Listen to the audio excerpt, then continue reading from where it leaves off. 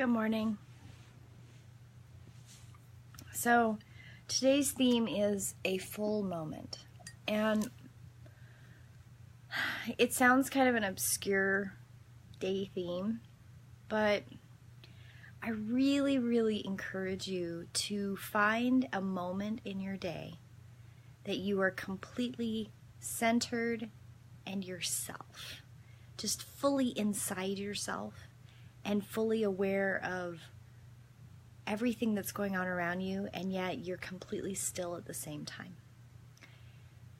I had a moment over the weekend that was just an amazing moment of presence within myself and awareness of what was outside of myself, and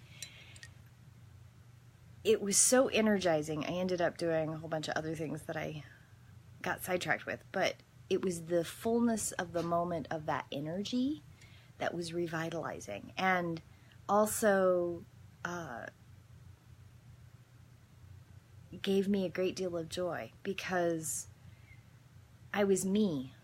In that moment, I was completely me, and it was okay to be me, and there was no anxiety, there was no pain, there was no angst, there was no fear. And sometimes those moments come more often. The more you practice meditation, and the more you practice centeredness, and the more that you live your life in the moment of being yourself and being true to yourself, the more often those things do happen. But I had a different theme planned for today, but I really wanted to make sure I did this one this week, because I sometimes forget that other people don't always have that. They don't have those moments of reinforcement, and they don't have those moments of affirmation of where they are spiritually and where they're going. Gethin, get down! Gethin! Hold on a second, the cat's on the table. I have no idea what he's reaching for on the table, but he's been looking at the table all morning long, and he is just absolutely convinced he needs to be able to get on the table. And he never gets on the table.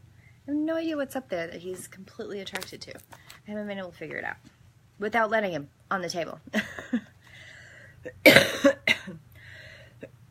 Excuse me. So I really wanted to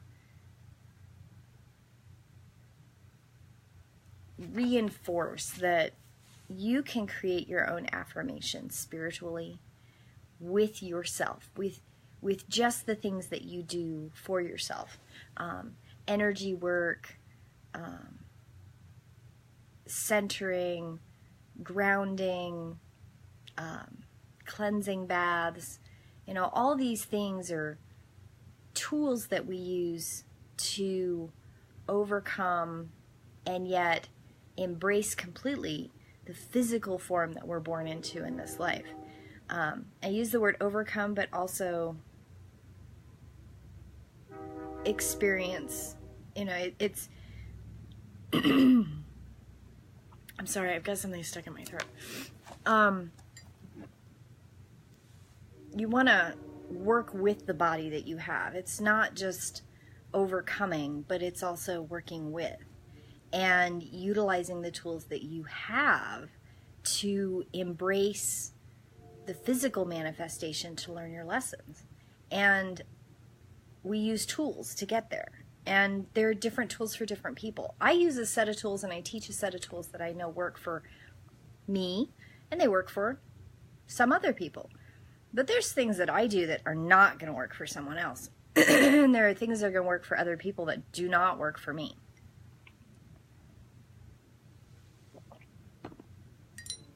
So it's important to know that when you try something, you don't try it with the idea that it's not going to work. You try it with the idea that it's going to work. And then when it doesn't work, you find something else. It's not counterintuitive. It's not counterproductive. You need the affirmations of success in your life to keep you moving forward. We're human creatures. We're mammals, you know. You ring a bell and we want to eat, you know, we salivate. there's a lot of psychological issues and psychological triggers for a lot of us. So finding different tools that work for different people is important. But I really encourage you to take some time every day to find that moment of completeness, that moment of stillness, that moment of you are completely present in that moment. And you can sense everything, but yet nothing's really impacting you. You feel it, but it's not going to bowl you over. It's not going to knock you down. It's not going to interfere with your ability to hold your peace. Being completely in the moment is a bright, shiny affirmation of a moment. And you might have them a lot, and that's awesome. But hold on to them and also look at them as moments of affirmation that you are doing the right thing, that you are on the path you're meant to be on. Because those are the moments that get us closer to whatever your belief system calls enlightenment, whatever your belief system calls completion. We as spiritual beings are looking to move in that direction. I don't know what that looks like at the end. I'm not going to pretend to know that, but I know that there's something there. And I know we've been somewhere, and I know we're going somewhere. I just don't always know where that is. So I should read from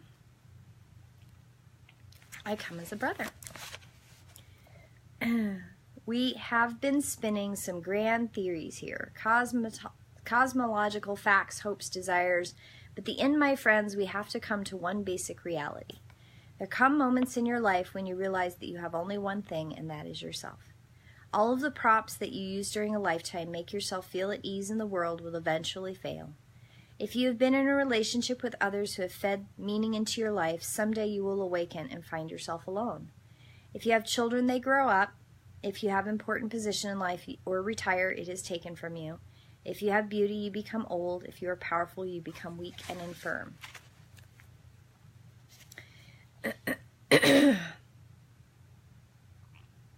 How do you get rid of negative emotions such as anger and jealousy? How do you get rid of something that is part of you? Many creative ways are tried, and the first way usually attempted is to withdraw from all the situations and people that cause the anger and never enter into relationships which cause jealousy. And since those emotions make you feel less than you want to be, you constrict your life to rid yourself of them. In extreme cases, constriction leads to renunciation, and whether you sit in a cave in your house, the desire is to cut off all stimulation that might provoke those reactions you are trying not to feel. But comes the day when you leave the house or come down off the mountain and go to the neighborhood store. Someone pushes into line in front of you, and your peaceful interior explodes into anger. When you finally realize that renunciation is not working, the next attempt is to will yourself not to be angry. Then your face becomes a mask. A smile is fixed there and the jaw is rigid, and you keep smiling because you start to relax. You might cry, you might scream, or you might do something inappropriate. You try by your will to override the emotions that are moving through you. Again, this works for a while until one day an unsettling event occurs, and before your jaw can clench, you respond with the same feelings and the same fears you were trying to overcome. After that comes manipulating your environment. The key piece here is you came to the earth plane, to experience a full range of emotions and to become a master of those emotions. Mastery comes by realizing that you can choose your responses, which thoughts you pull in and what actions you bring about in your life. And what I am suggesting you do today is that most of the thoughts you pull are based on the belief that there is something wrong with you, that you are not lovable, that you have done something that you have to do something in order to be loved. I would like to reverse the process and begin to ask you serious, ongoing commitment to love yourself. I love that book. So it's important to love yourself. So love yourself, and have a moment of fullness today. I wish you a beautiful day, a blessed day.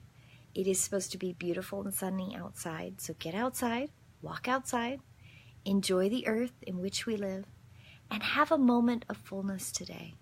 Have a moment where you are completely centered and full and loving, and you can see the myriad of your life and the myriad of life around you. And Phelan has come to join. Hi, what's Mama doing? Can you see? Oh, what are we doing? We're investigating. This is Phelan. Phelan means wolf in Welsh. Okay, so I hope you all have a beautiful day, and I will hopefully see you tomorrow in prayer. Blessed be.